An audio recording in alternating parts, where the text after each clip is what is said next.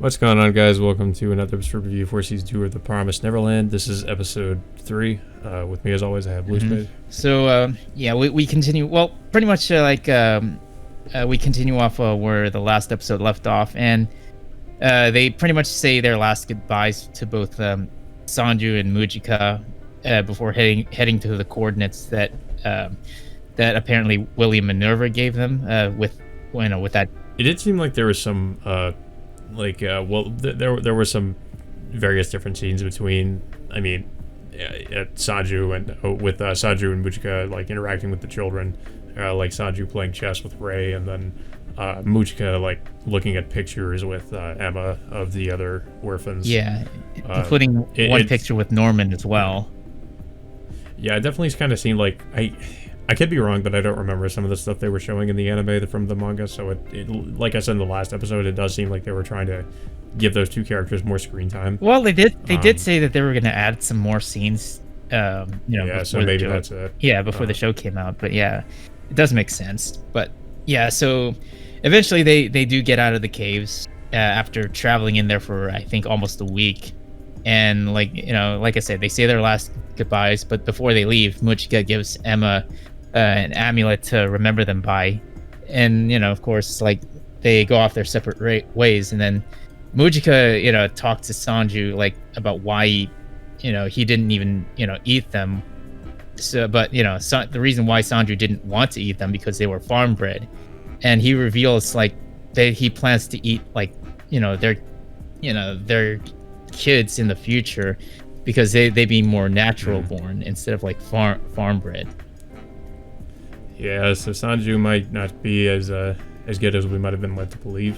Mujika, on the other hand, I'm not sure. Like, I do remember this from the manga because I remember, Sanju says that he's going to hunt down their offspring basically and eat them. Mm-hmm.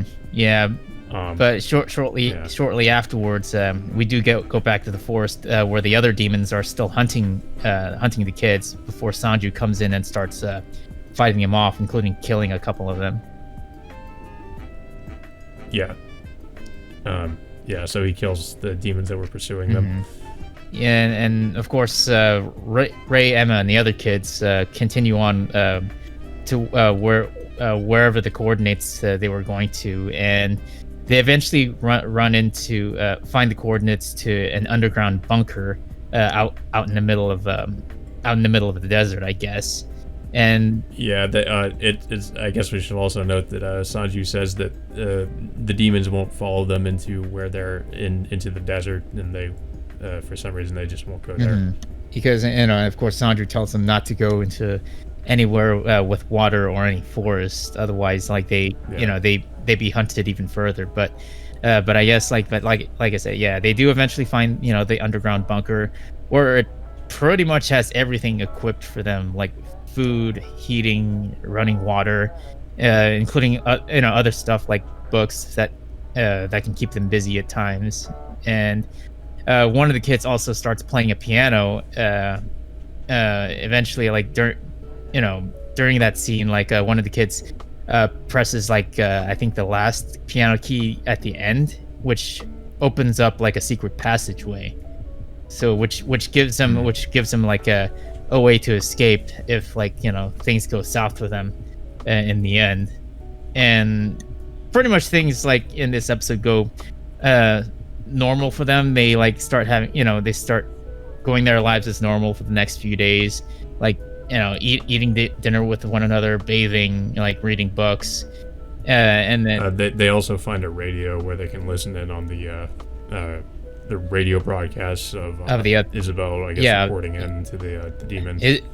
What was it, Isabel? I mean, I'd be surprised that she's alive. It was, I think she's still alive. It might not have been her, but it was basically the different farms reporting in. But I think the reason they got the radio was to make sure, I guess, everything was still okay at Gracefield.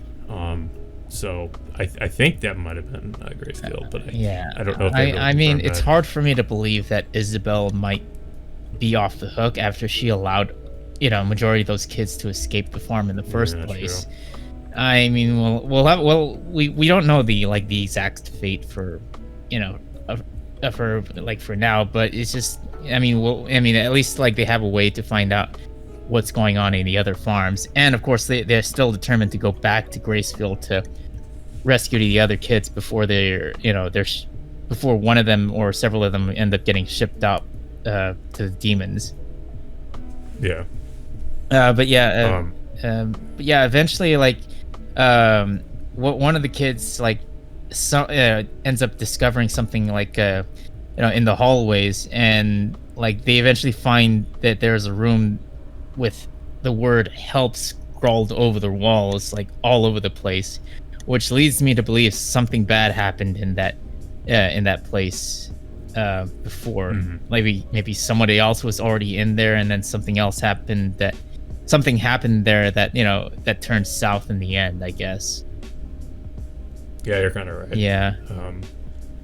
Also, yeah, like I think Emma also finds a passage, or like a ladder that leads down, or what? No, was it? No, they eventually, Emma, I think Ray also find this room like where there's a telephone booth, and as soon as they go in, it's like the phone rings, and they eventually start talking to William Minerva himself, and that's where the well, there's a voice that says it's William Minerva, but yeah, maybe it is, maybe it isn't. But yeah, supposedly they're talking to William Minerva, and that's pretty much where the episode ends. I don't want to spoil anything, but yeah, as a manga reader, I know, well, without spoiling too much, I'll say there's somebody else living in the shelter that was already there. Oh, I see. The things on the wall were from other people that were there before, but there is still somebody living there. I kind of expected this person to show up like not too long after they got into the shelter, because if I remember correctly in the manga, a lot of the stuff that happens in this episode, as far as I know, still happens in the manga, but it's hard for me to remember exactly when they meet this person. It may have been like right after they got into the shelter, or it could have been later on. That's why I'm not saying anything, but yeah, I was actually kind of surprised, because maybe I just misremember, but I feel like they should have met this person already. But maybe they're just saving that for the next episode. Yeah, I mean, yeah, I'm curious to what's gonna happen, for next week, whether or not they end up meeting this person.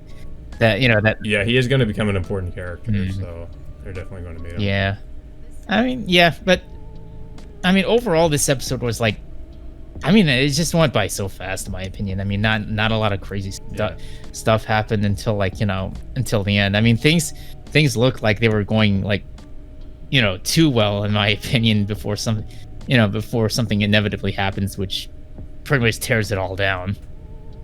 Yeah. I mean, yeah, it's just like because they were talking about how they could live there, and then of course they find what they find at the end of the episode, so that kind of throws that out the window. But yeah, I mean, it was a pretty good episode. I think it was, aside from some things that I think might have been anime original, I think for the most part it was pretty faithful to the manga. Yeah. Yeah, it's we're going to start to get into some more interesting stuff now for sure. So yeah, I definitely can't wait for that. And just another confirmation. It looks like Promised Neverland is officially going to be airing on Thursdays now, because that's that's the one. We thought it was Friday. But I guess it's because we initially thought the new anime schedule we had earlier. We initially thought it was ReZero on Wednesdays, Higurashi on Thursdays, Promised Neverland on Fridays, and then of course we have Attack on Titan on Sundays. But it's just just Promised Neverland just had a weird release schedule when it first came out, on Wednesday 2 weeks ago, and then it showed up on Thursday last week, and now it's Thursday this week. So it looks like Thursday's their, I guess you could say it's their consistent release schedule now, unless something else changes. Yeah. I mean, hopefully it does stay consistent, because I remember 1 week it was Wednesday the episode came out. Yeah. But yeah, I thought this was a pretty good episode, but yeah, like you said, it went by pretty quick. It wasn't a ton that really happened. I guess people might be surprised by the revelation that Sanju might not be as good as we were led to believe he might have been. Yeah, I mean, and of course the whole thing with them discovering the shelter. yeah, I mean, I mean, like something's bound to happen eventually, but we'll have to see what's gonna happen next week. With that phone call that Emma has with Minerva. Yeah. But yeah, I don't have too much else to say about it. It's another good episode.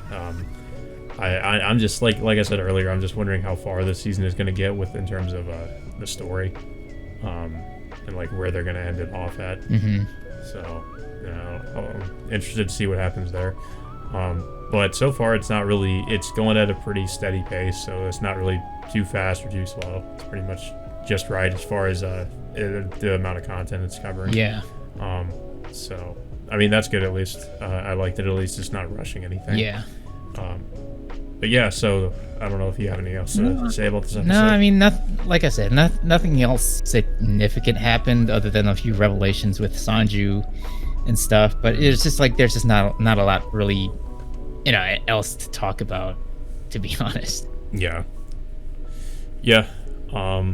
Yeah. So that all being said, I guess until next Thursday, we will see you all next time.